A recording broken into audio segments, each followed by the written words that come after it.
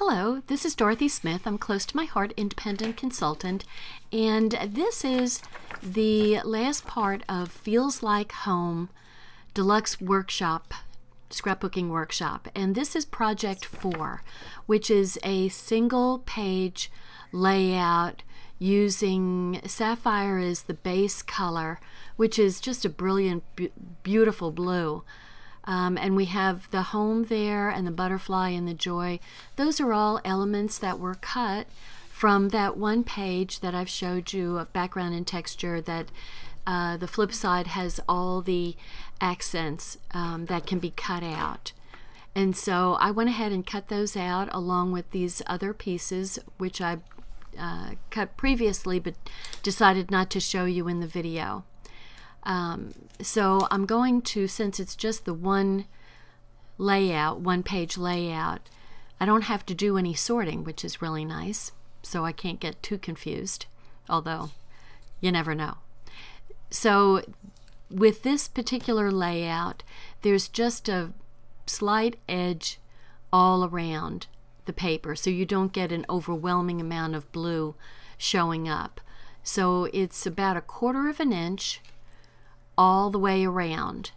And what I would suggest, which I don't do here, is to put a little piece of washi tape on each side, or just on 2 sides at least, and just slightly tack in place your background so it doesn't scoot all over the place when you're laying your pieces down on it.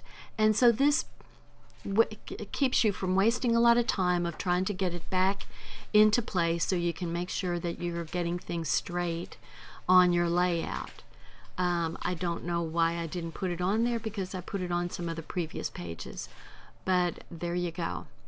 And the white cardstock on the right hand side, that's just plain white cardstock, will have some embossing done on it. So each one of these scrapbook pages from the Feels Like Home Deluxe Scrapbooking Workshop has the Ranger Silver Tinsel embossing powder. And I use my heat gun to melt the little granules or powder, whatever it is, to make it stick permanently, and it's raised and shiny and very, very pretty. But each page has an element of the heat embossing on it. So it's the deluxe workshops. When you do the regular workshop your way, you won't get any complicated techniques on those. So it's pretty much straight cutting and pasting, and using stickers, and using maybe some die cut elements that you can raise with some foam adhesive. And the deluxe workshops are for the scrapbooker that wants a little bit more challenge and a little bit more detail to their scrapbook pages. So Close to My Heart used to offer several different levels of scrapbooking. They had level 1, which was the easiest of all. It was pretty much printed. The pages were printed with the backgrounds on where to put your pictures and stuff. And you had very little cutting to do and no stamping. And if you wanted to add stickers, then you could add stickers. Then level 2 was where you did stamping, more cutting, more layering. And you did learn a lot of stamping techniques with the level 2. The level 3, added some additional details to the layouts. So, after you do the level 1, you do that for a while, pretty much you want to learn some more techniques. And, that's just how it goes. And so this is sort of the same thing, where you get a choice of either doing the regular workshops your way, where it's pretty quick, fairly easy to do once you get the cutting down.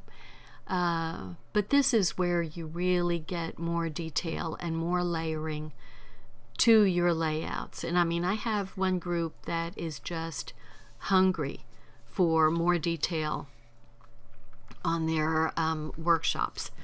So this is really good for them. So I'm putting that white cardstock up at the very corner. I haven't stuck it down yet because I'm using the measurements that go along our cutting mat. I'm using that as a means to help me kind of measure where the Versa mark, I get confused between Versa mat and Versa mark, the Versa mark is going. Problem on white is you can't really see what you're doing, and so you know, I did a little bit of overlap, which is what you'll see on this, but still, you know, it's still pretty. It's still the heat embossing, and it's you know, it still is attractive, so I'm not too worried about it. But we're using two different size stems of leaves, one a bigger one on the outside and a smaller one on the inside in a slight curve. And so I'm going to go ahead and put the embossing powder on there and just kind of see how you don't know until you've got the powders on there to see what you're doing.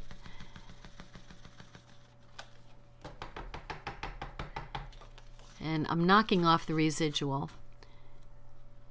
and I don't know how a little heart got on there, but it must have been from the stamp or the block. So anyway, this one wasn't perfect, but I'm not too worried about it. So I'm going to get my heater and just start melting the little granules or the little powders. So especially with thin leaves like this, just an outline, they melt pretty quickly. It doesn't take long at all to melt them. And you know, they just add a little bit of shine to that outer edge. So this cardstock is going to go just like the plaid on the opposite side. It's going to be 1/4 of an inch away from the edge, and you can butt it up right to the gray plaid to you don't really even have to measure too much. If you measured on the other side, then you got this side as long as you cut straight. So there we've got the embossing, so that's the complicated element. And now it's a matter of just putting the decorative pieces down at the bottom as kind of a border. And so I finally put a piece of washi tape down there so it wouldn't move around. So I'm going to put a piece, and I think what happened was I didn't have enough to cut a full 12-inch strip, so I just did a couple of probably 6 or 7 inch, probably 7-inch strips. So I'm going to butt those up to each other, and you really, with the stripes especially, you won't be able to tell that it's a cut portion. So it really doesn't make any difference. So I'm putting the placement, the picture placement card in place, and then it makes it a little bit easier to kind of measure where things go once you get the 5x7 placement holder there.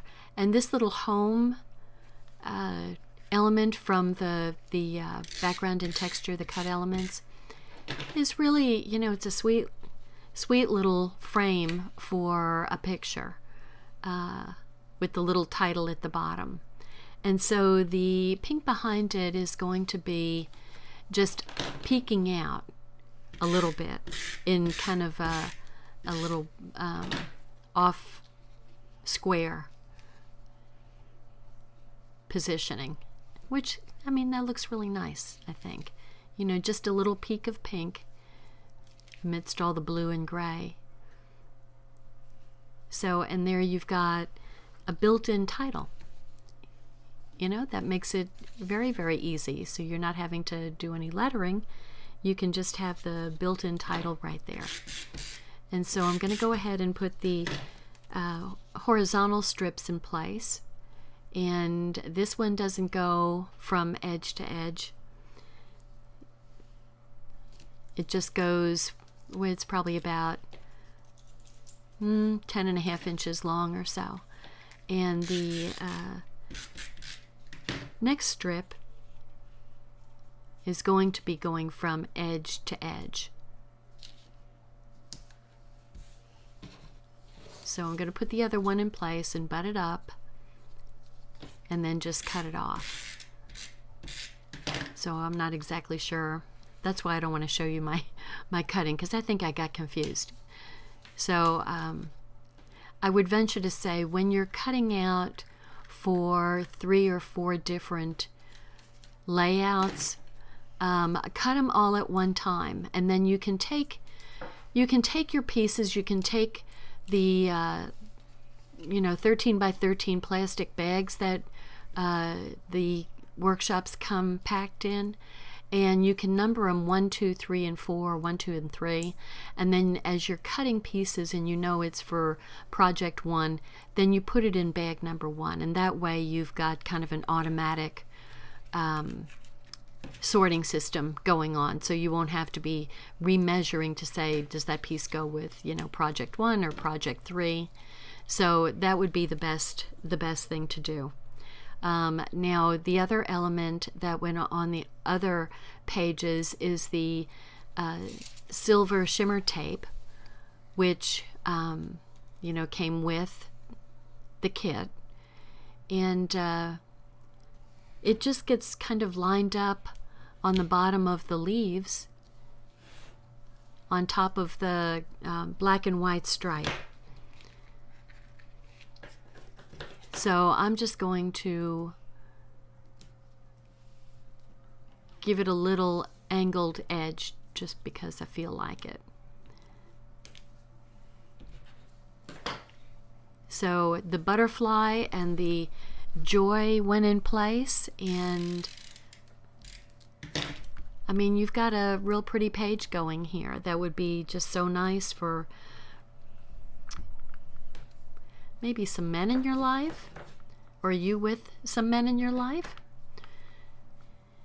And yeah, I think it came out real pretty. That striking butterfly is the perfect match for the sapphire, and I actually had a butterfly that looked like that in my backyard this past summer and actually fall.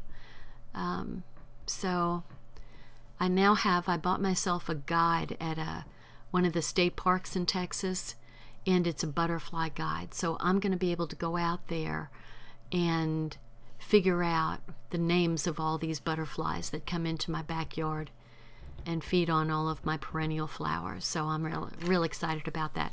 But that blue butterfly, the kind of iridescent blue butterfly, came from my friend who had some pipe vines in her backyard.